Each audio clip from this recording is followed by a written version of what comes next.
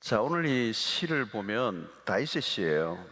앞부분 보면 다윗의 시인데 어디에서 여러분 성경을 딱 펴보면 다윗이 유다 광야에 있을 때 기록한 시다. 광야, 유다의 광야.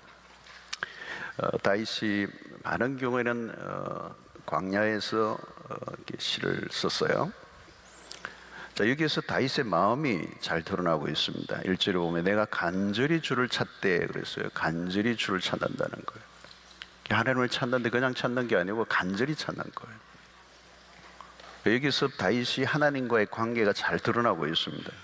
근데 어떤 상황에서 하나님을 찾았는가 하는 거죠. 어떤 상황에서. 여기 보니까 물이 없어 마르고 황폐한 땅에서, 광야니까 물이 없고 황폐한 땅이라는 거죠. 그래서 그 물이 없어 마르고 황폐한 땅에서 내 영혼이 갈망하며 내 육체가 주를 갈망합니다. 그래서 자, 다윗의 목마름이 얼마나 강력한가를 표현해주고 있죠. 얼마나 목이 마른가. 물이 없어 마르고 황폐한 땅에서 생사가 오가는 그런 상황 속에서 하나님을 찾았다는 거예요. 자, 또 다른 고백이 나오는데 6절에 보니까 나의 침상에서 주를 기억하며, 그래서 자기의 침상에서 주를 기억한다. 우리가 이 다윗의 상황을 좀 깊이 이해를 해야 이 본문이 와닿아요. 정말 하나님을 찾는데 절박함으로 찾고 있는 거예요. 간절히 주를 찾되 침상에서 주를 기억한다는 거예요. 자, 그런데 이런 본래 이런 다윗의 이 마음은 본래 하나님이 그렇게 만드셨어요. 하나님을 그렇게 찾도록, 하나님을 간절히 찾도록 하나님이 인간을 디자인하셨대요. 원래 그렇게 만드셨어요. 그러니까 우리의 영혼 안에는 하나님을 찾도록 어떤 DNA가 있어요. 하나님을 찾지 않으면 살 수 없을 것 같은 그런 마음을 하나님이 인간에게 다 부어주셨어요. 근데 그것이 다른 사람들은 하나님인지 아닌지는 모르지만 뭔가를 찾고 있는 거예요. 자, 여러분, 인간은 하나님을 찾고 갈망합니다. 근데 인간이 하나님을 찾기 전에 하나님이 먼저 우리를 찾아오셨죠. 그게 복음입니다. 그리고 그 찾아오신 하나님에 대한 응답이 중요한 것입니다. 하나님이 지금도 우리를 사실은 더 찾고 계세요. 그런데 분명한 것은 하나님은 누구를 찾으신가 하면 자기를 전심으로 찾는 자를 찾으신다는 거예요. 우리는 하나님을 전심으로 찾지 않아요. 전심으로. 아까도 오직 주만 하려, 오직이라는 단어가 굉장히 중요한 거거든요. 우리는 하나님을 잘 생각하지 않고 기억하지 않고 잘 잊어버려요. 그런데 우리의 신앙의 핵심은 하나님을 찾는 거예요. 계속 하나님을 찾는 것이고 하나님의 목마른 것이고 그분을 알아가고 싶고 그분으로 충만해져 가는 것이 우리의 신앙의 핵심. 문제는 우리가 하나님이 아닌 것들을 주목하는 거예요. 그것이 바로 우상입니다. 이스라엘 백성들의 반복되는 실패는 그거예요. 계속해서 우상을 만들어내는 거예요. 하나님이 아닌 것에 시선을 자꾸 하나님인 것으로 착각하고 시선을 돌리는 거예요. 그들은 자주 우상을 만들었습니다. 가장 핵심이 여러분 우상입니다. 우상. 하나님과 우상이에요. 여러분, 우상은 언제나 어디나 널려 있거든요. 특별히 내가 찾으려고 하지 않아도 어디나 널려 있어요. 그러니까 하나님을 찾고자 하는 마음을 하나님이 디자인해 놓으셨는데 인간이 하나님을 찾지 않고 우상을 찾는 거예요. 하나님이 가장 싫어하시는 것 중에 하나가 사실은 두 마음을 품는 것입니다. 호세아 10장 2절을 보면 그들이 두 마음을 품었으니 이제 벌을 받을 것이라. 하나님이 그 제단을 쳐서 깨뜨리시며 구주상을 허시리라. 야고보 4장 8절에도 하나님을 가까이 하라, 그리하면 너희를 가까이 하시리라. 죄인들아 손을 깨끗이 하라, 두 마음을 품은 자들아 마음을 성결하게 하라 그랬어. 두 마음을 품는 거예요. 여러분, 왜 하나님이 우상을 싫어하십니까? 두 마음을 품었기 때문에. 싱글 마인드가 아니라는 거예요. 마음을 오락가락하는 거예요. 일종의 분열 정세.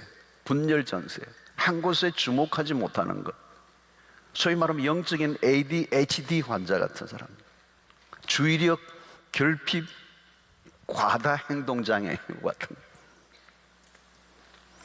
그래서 여러분, 성경은 신앙을 언제나 결혼 관계로 비유하고, 하나님은 나는 너의 남편이라고 얘기하시는 것도 그런 것들이에요. 두 마음을 품으면 안 된다는 거죠.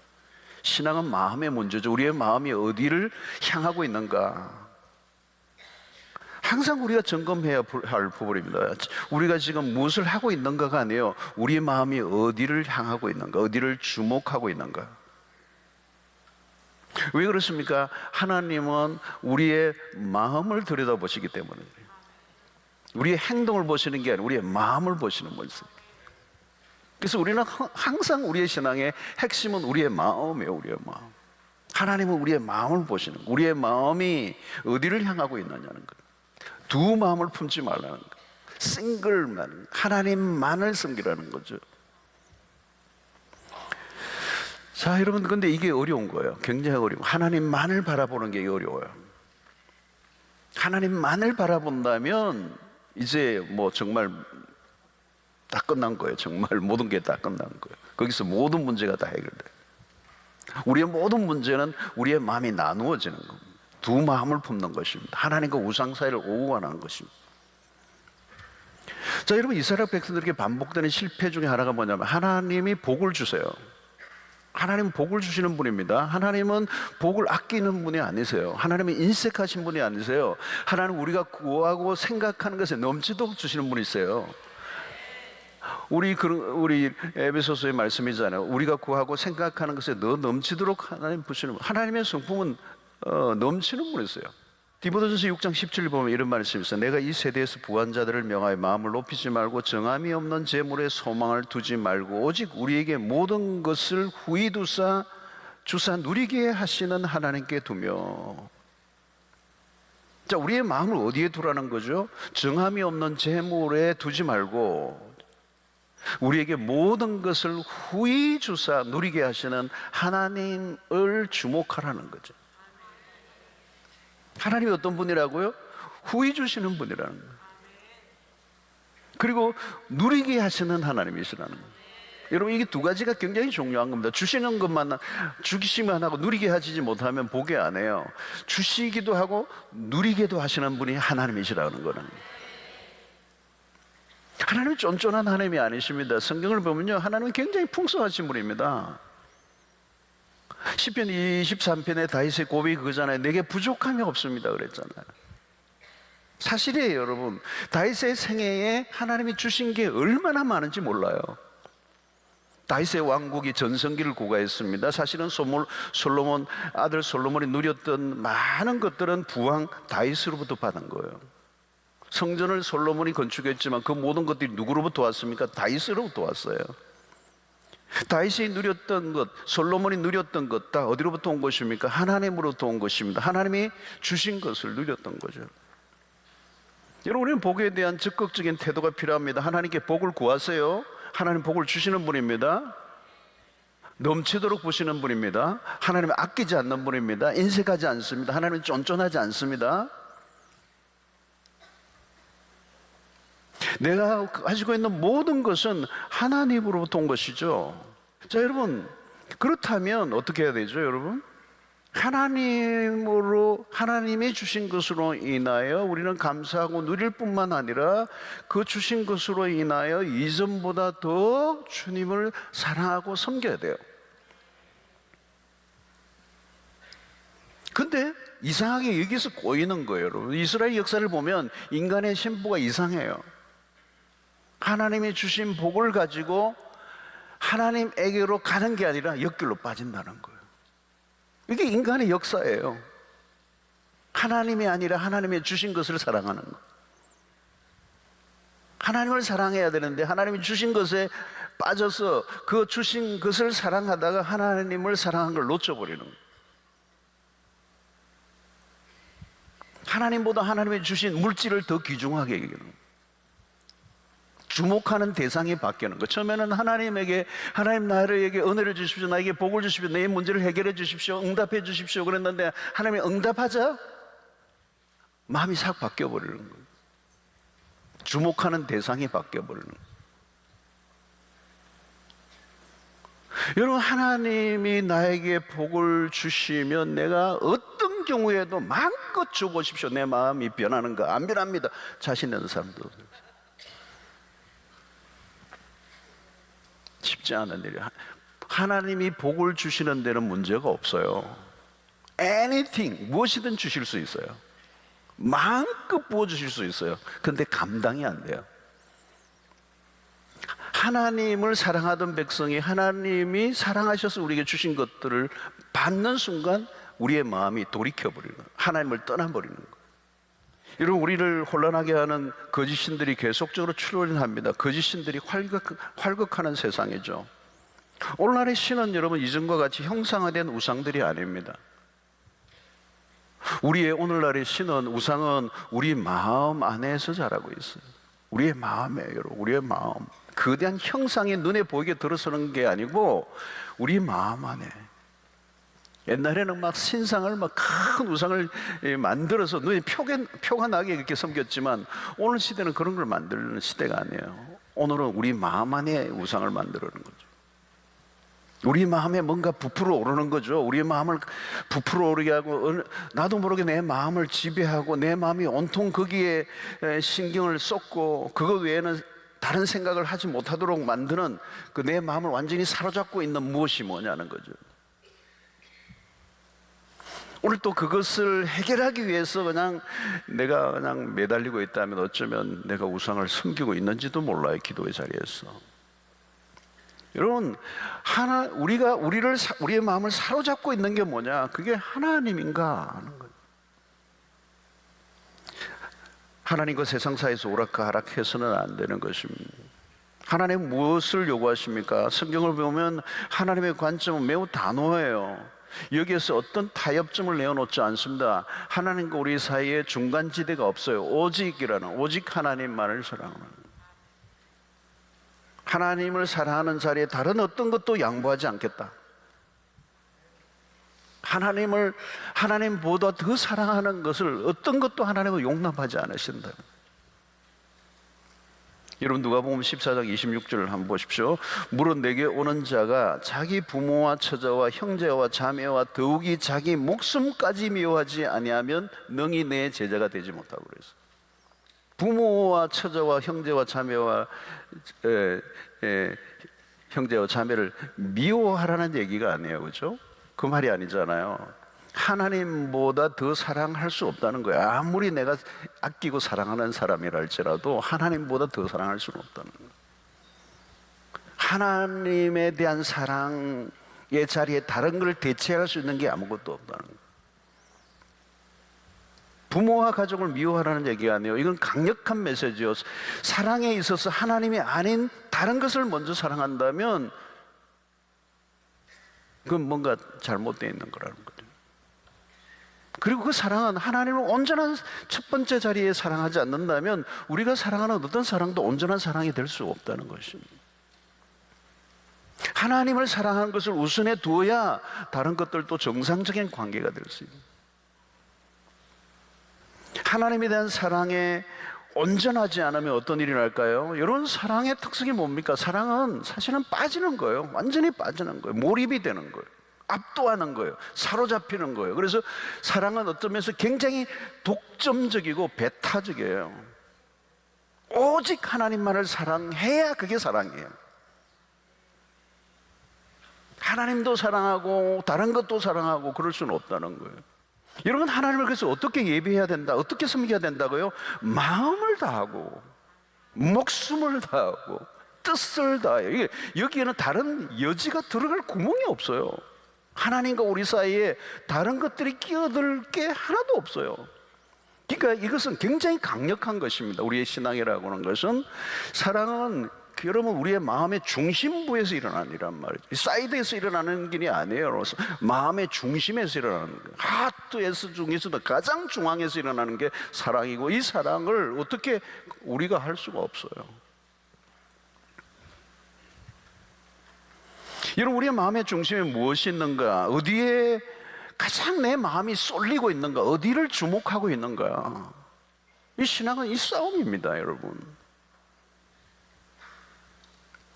그래서 이런 부활하신 주님이 디비랴 바다에 찾아오셔서 베드로에게 확인한 것도 딱 하나예요. 사랑이에요.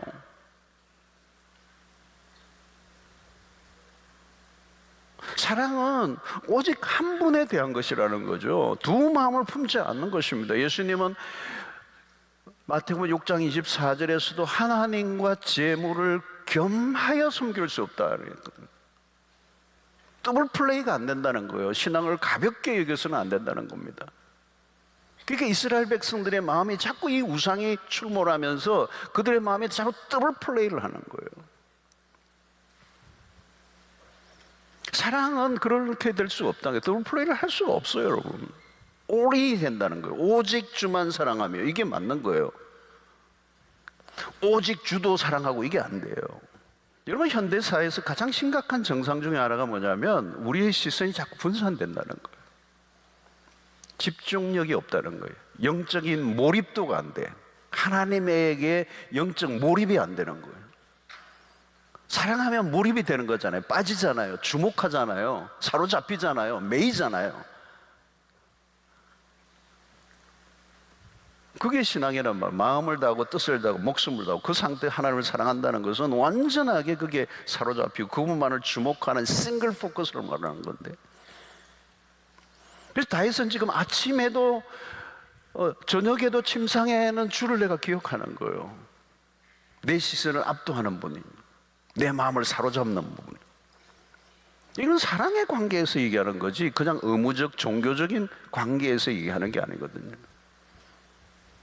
그래서 오늘날 이 시대에 우리가 영적인 집중력을 가지기 어려워요. 집중력이 분산되는 거예요. 소음이 너무 많고 자극적인 선동들이 너무 많고 세상의 문화가 너무 현란하고 화려하고 우리의 시선을 혼란스럽게 하는 거예요. 그래서 오늘 언어도 굉장히 세상이 자극적이고 모든 것들이, 그죠? 문화들이 얼마나 선정적이고 우리의 시선을 끌어당기는 것들이 얼마나 많습니까? 우리의 시선을 압도하는 것들. 그래서 여러분, 오늘날 세상의 모든 문화 안에는 뭐가 있어? 나를 보라는 거예요. 나를 보라는 거예요. 나만 바라보라 하는 거죠. 나만 바라보라. 이 세상의 많은 것들이 나를 소유하라. 우리의 관심을 끄는 것들이 계속 나타나는 거예요. 그래서 문화적으로 주의력 결핍증에 우리가 시달리고 있다는 거예요. 그래서 3분 단위로 관심사가 달라진다는 거예요. 지속적으로 한 곳만 쫓아가지 못하는 시대. 여러분, 사랑은 그러지 않아요. 사랑은 우리를 지속적으로 바라보게 하는 거예요. 여러분, 성경을 통해 우리에게 확인한 건 뭘까요? 하나님은 우리를 그냥 사랑하시는 분이 아닙니다. 맹렬히 사랑하세요. 모든 걸 거셨어요. 우리를 사랑하시기 위해서. 그게 십자가잖아요. 하나님의 사랑은 뜨거워요. 그것을 가장 잘 표현한 곳이 아가스고요.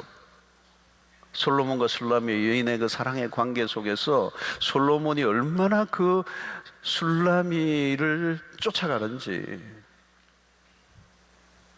인간적으로 보면 전혀 매력적이지 않고 사랑할 만한 요소가 전혀 없어 보이는데 그 왕이 그 시골의 소녀를 쫓아가잖아요. 그러니까 처음에는 술라미 여인이 그게 두려운 거예요. 부담스러운 거예요. 내가 당신의 사랑을 받아들일 만한 자격과 조건이 전혀 없음에도 불구하고 그 엄청난 당신 나에게 다가오는 게 내가 감당이 안 되는 거예요. 그러면 성경을 보면 사실은 그게 맞아요. 성경을 보면 하나님의 짝사랑이 많아요. 하나님이 짝사랑하시는 거, 우리를. 우리는 그 사랑을 눈치채지 못하고요. 언제 그 사랑에 불이 붙습니까? 십자가에서. 십자가 사건을 대하면서 그 무궁한 사랑 안으로 우리가 끌려 들어가죠. 이보다 더 큰 사랑이 없다는 것을 십자가를 통하여 발견하게 되면서 위로부터 부어지는, 퍼부어지는 그 사랑이 십자가 앞에서 우리가 맞게 되는 거예요. 그래서 십자가를 정면으로 봐주시면요, 위로부터 퍼부어 주시는 하나님의 사랑. 로마서 5장에 나오는 말씀처럼 이 사랑을 너희 마음에 부음받으면 하는 그 사건이 일어나는 거죠. 그래서 우리의 입술에서 이보다 더 큰 사랑은 없습니다라는 고백을 하게 만드시는. 여러분 그걸 경험해 보셨습니까? 그래서 십자가를 통하여 하나님의 사랑을 발견할 때 그 사랑이 우리의 마음을 완전히 하나님께로 돌려버리시는 거예요. 돌아서게 만드시는 거예요. 그래서 하나님은 당신의 모든 걸 거시고 우리를 사랑하신 분이기 때문에 질투하시는 하나님 맞아요. 하나님은 우리를 사랑하시기 때문에, 우리를 그토록 사랑하시기 때문에 질투하시는 거예요. 질투하지 않는다면 그건 사랑이 아니에요. 난 다른 어떤 것으로는 너를 빼앗기지 않겠다는 거, 너의 마음이 다른 곳으로 돌이키는 걸 내가 원하지 않는다는 거.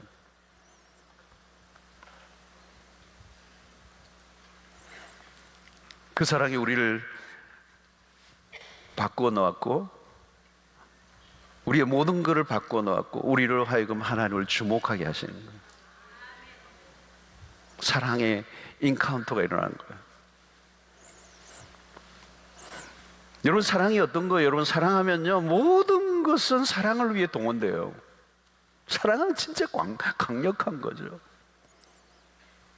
돈이 있으면요 그 돈 사랑을 위해 다 사용해요.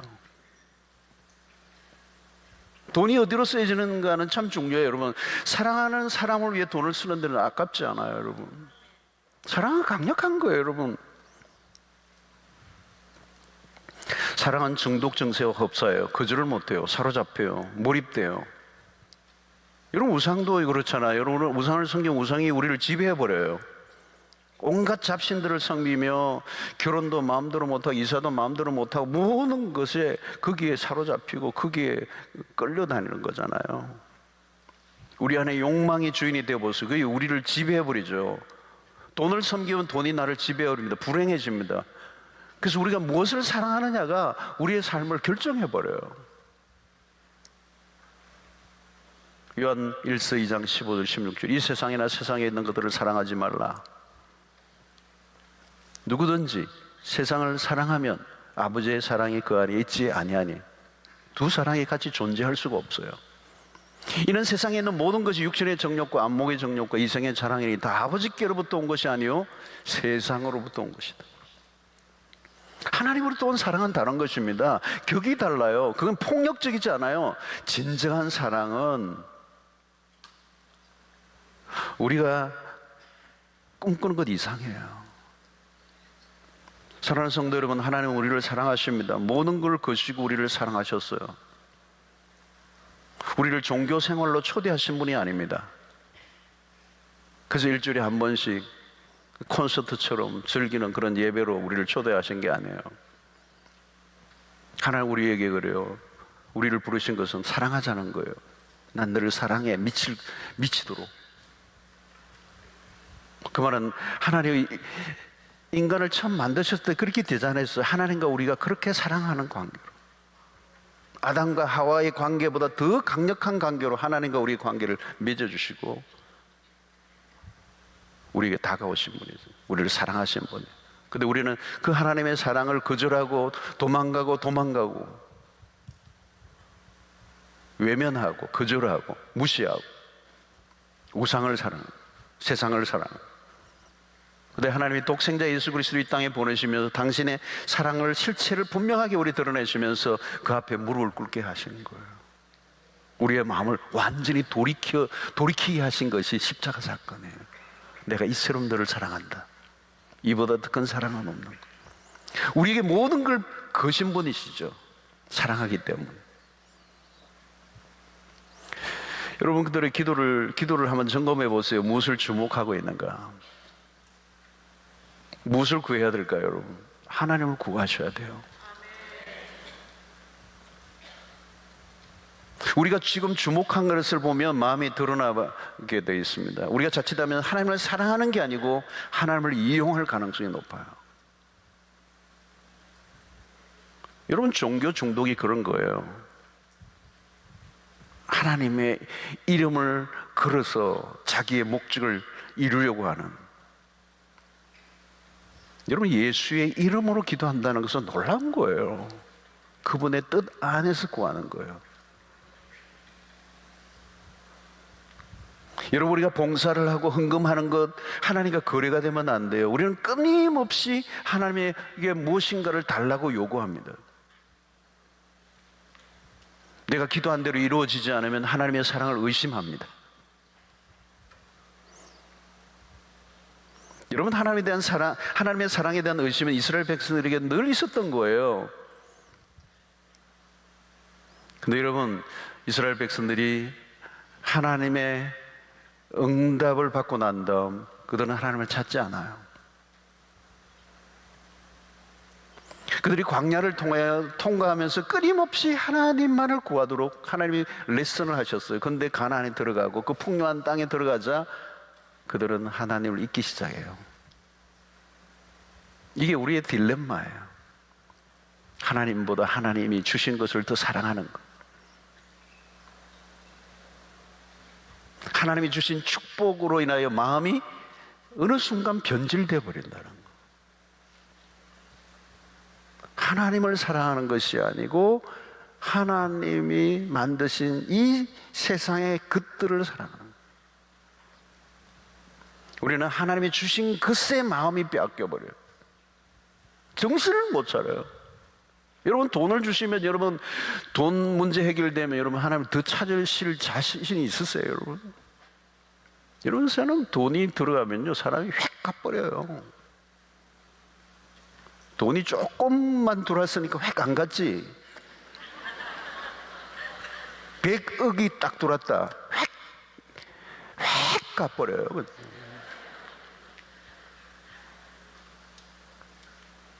1000억 하면 어떻게 했어요? 뭐 숫자가 안 와닿겠죠?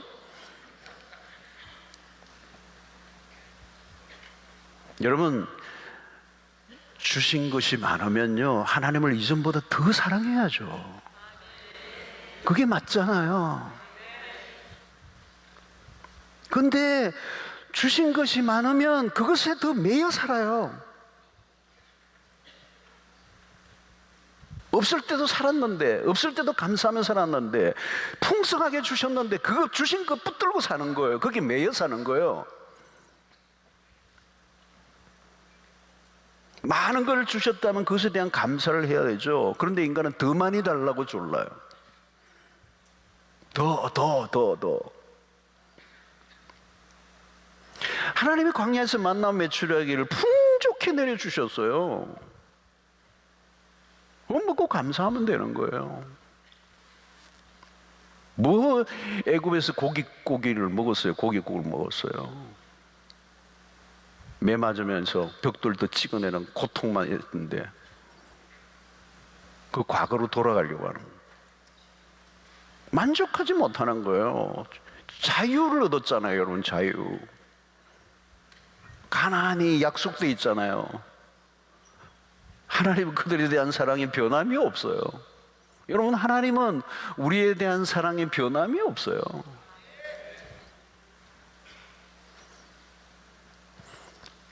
하나님은 변심하는 분이 아니세요. 이스라엘 백성들을 향한 선지자들의 메시지의 핵심이 언제나 이스라엘 백성의 변심이에요. 변심. 마음이 변하는 거예요. 난 너희들 마음이 안 변하면 좋겠다. 처음 나를 만났을 때 그 마음 그대로 좀 가면 좋겠다. 하나님의 사랑은 변함이 없어요. 그런데 이스라엘은 밥 먹듯이 변심을 하는 거예요. 밥 먹듯이 우상을 만드는 거예요. 그래서 여러분, 선지자들의 메시지의 핵심은 언제나 컴백, 돌아오라는 거예요. 여호와께로 돌아오라는 거예요. 여호와께 돌아오라.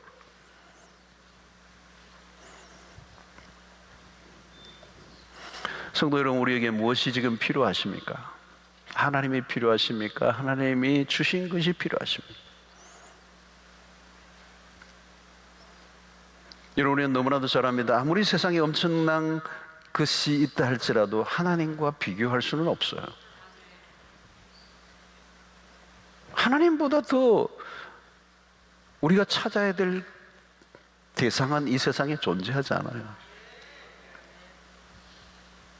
근데 우리는 현실로 돌아가면 하나님을 잊어버리고 하나님이 아닌 다른 것을 구해요. 그것도 없으면 죽는 것 같이. 그런 건 없어요, 여러분. 하나님만 우리에게 계시면 돼요. 고난도 통과하고요. 하나님만 계시면, 하나님만 주목하면 길이 있어요. 하나님이 길을 내시는 분이에요. 광야에 길을 내시는 분이 있어요. 사막에 강을 내시는 하나님이시잖아요. 그 강을 내시고 길을 내시는 분이 하나님이시라고요. 그분을 주목하면 길이 나온다고요. 달랑 내 지금 문제 그 해결 안 됐다고 시험에 걸릴 이유가 없어요. 여러분, 다윗은 우리에게 좋은 모범이죠. 다윗에게 주어진 것들이 너무도 많았습니다. 그러나 그는 하나님이 주신 것보다 하나님을 지금 더 갈망하고 있는 거죠. 그의 마음을 가득 채우고 있는 것은 하나님이에요. 그 하나님이에요. 여러분, 바울은, 신약의 바울은 바로 이런 삶을 살았던 사람입니다. 예수 그리스도 안에서 만족을 누리는 법을 배웠다는 거잖아요. 내가 가난하거나 부하거나 상관없이, 배고플 때나 배가 굶주렸을 때나 나는 어떤 형편에 처하든지 자족하기를 배웠다. 바로 빌립보서에서 내게 사는 것이 그리스도다. 내가 살게 만드는 힘은 그리스도다. 내게 능력 주시는 자 안에서 내가 모든 상황을 뛰어넘을 수 있었다. 감옥 안에서 모든 걸 다 빼앗겼음에도 불구하고 그는 감사와 만족과 기쁨으로 충만했다. 모든 걸 다 빼앗겨도 나는 슬퍼하거나 절망하지 않았다. 왜? 나는 주님을 얻었기 때문이다. 그 비밀을 안 사람이 바울이에요. 그리스도 안에 모든 게 있다는 것을 그는 알았습니다. 그리스도 안에서 부활을 발견한 것이죠. 성도 여러분, 왜 사람들이 하나님보다 하나님이 주신 것에 마음이 빼앗기는가? 그리스도 안에 부활을 발견하지 못했기 때문에, 하나님이 주시는 만족과 기쁨이 무엇인지를 알지 못하기 때문에, 그 사랑 안에 있는 그 부요함이 무엇인가를 누리지 못했기 때문에. 사랑하는 성도 여러분, 신앙생활을 내가 열심히 하려고 노력하지 마세요. 실패합니다. 우리가 할 일은요, 하나님의 사랑에 푹 빠지는 거예요. 그 사랑에 푹 젖는 거예요. 그 사랑을 누리시는 거예요. 경험하는 거예요. 하나님이 얼마나 우리를 사랑하시고 얼마나 나를 사랑하시는지를 온몸으로 경험하시는 거예요. 성경은 여러분, 창세기부터 요한계시록까지 그 얘기예요. 얼마나 하나님 우리를 사랑하시는지. 찬송가 가사처럼 하늘을 두루마리 삼고 바다를 묵물로 삼아도 그 사랑을 표현할 길이 없는 거예요. 이 세상에 그 어떤 것보다 강력한 것은 사랑이라고요. 사랑의 경험보다 더 큰 건 없어요. 사랑은 강력한 거예요. 사랑에 빠지면 다 이겨요.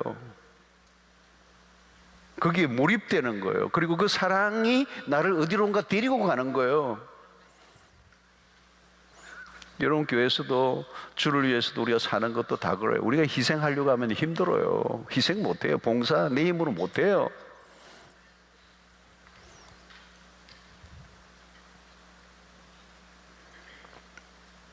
그러나 여러분, 하나님의 사랑을 우리가 만나면 우리를 뭐든지 하게 해요. 뭐든지 해요.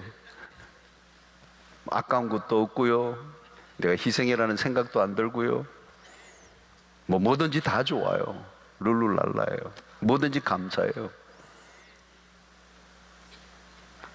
우리의 신앙은 그분의 사랑에 반응해요. 그거 아니면요 하지 마세요. 하면 안 돼요.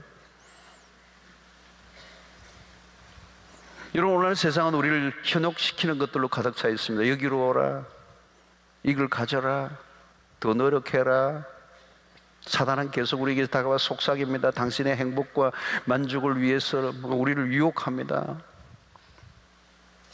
이걸 놓치면 불행해질 거라고 압박합니다. 협박합니다. 유혹이 얼마나 맹렬해요. 우리의 시선을 막 빼앗아 버립니다. 세상에 이거 쥐어라, 이번에 기회야, 이거 놓치면 안 돼, 이거 사람들이 막 줄 섰다 하더라. 속지 마세요.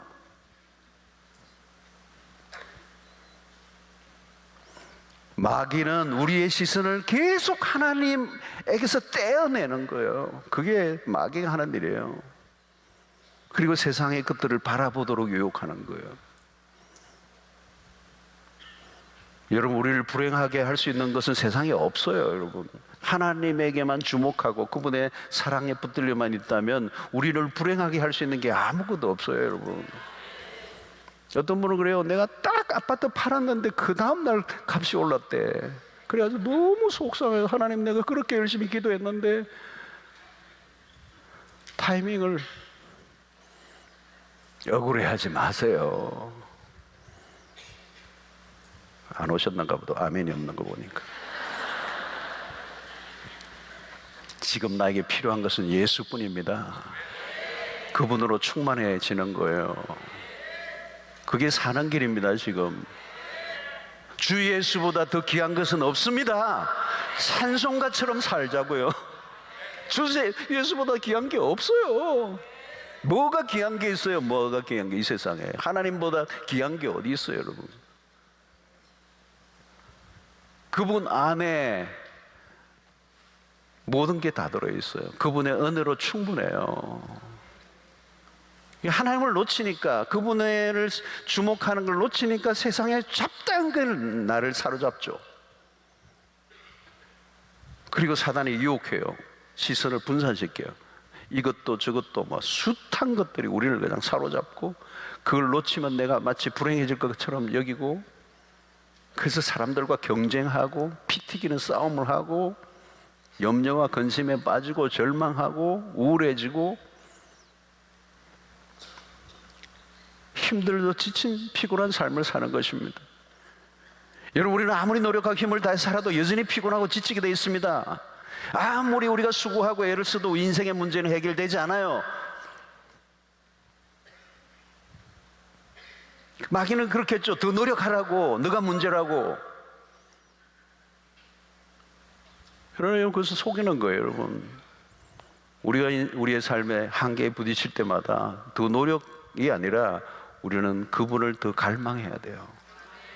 나를 의지하지 말고, 내 수단과 방법을 의지하지 말고, 세상을 의지하지 말고 하나님을 더 찾으라는 거예요. 왜 실패와 왜 고난이 우리의 삶에 유익합니까? 그분만을 찾으라는 거예요. 그분만이 우리의 삶의 답이라는 거예요.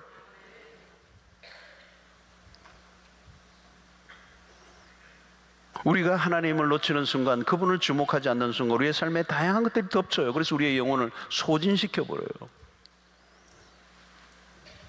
잡다한 것들에 우리 영혼을 팔아넘겨요. 그때는 싸움이죠.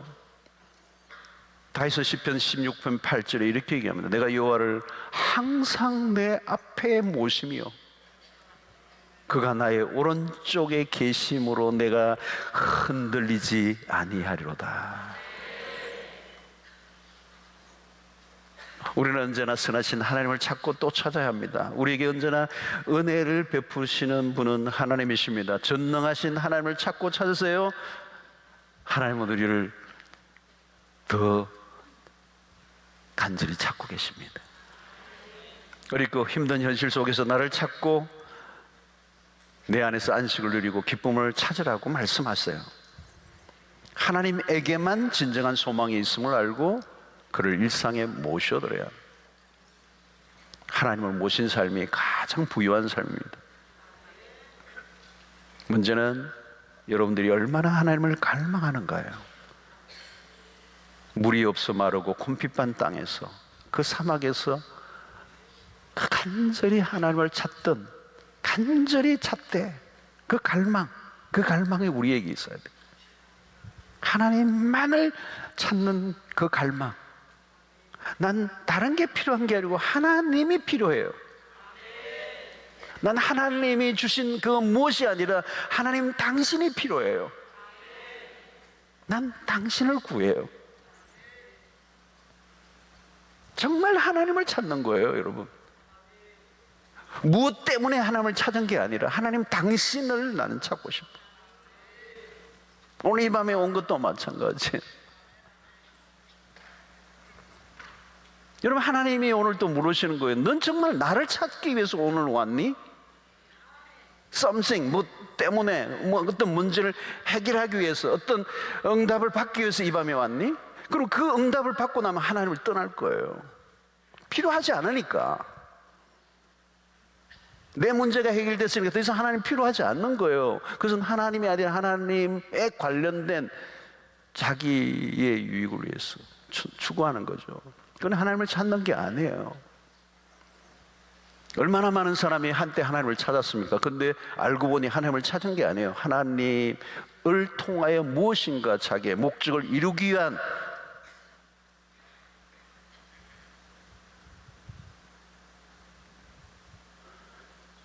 여러분, 우리는 오늘 이 시대가 너무 영적 몰입도를 가지기 어려워요. 산만해요. 우리의 시선을 빼앗아가는 게 너무 많아요. 아침에 눈만 뜨면, C.S. 루이스가 그런 얘기 했어요. 아침에 눈만 뜨면 수많은 것들이 몰려와서 나의 생각과 마음을 빼앗아가려고 한다. 마치 나를 주목해달라고 부르짖는, 울부짖는 수천 마리의 야생 동물 같다고 그랬어요. 울부짖는 거예요. 수천 마리의 야생 동물이 달려들면서 나에게 주목해달라고 울부짖고 있는. 그래서 내 마음과 생각을 아침에 그냥 벌떼같이 몰려와가지고 내 생각을 빼앗아가 버리는 겁니다. 사랑하는 성도 여러분, 하나님에게로, 하나님 한 분만을 갈망하십시오. 한 분에게 주목하세요. 그리고 모든 것으로도 자유케 될 것입니다. 그 주님이 무엇보다도 그 하나님이 나를 종일토록 기다리십니다. 난 너를 원해. 난 널 사랑해. 너와 함께 하고 싶어. 난 너에게 관심이 있어. 너와 마음이 통하기를 원해.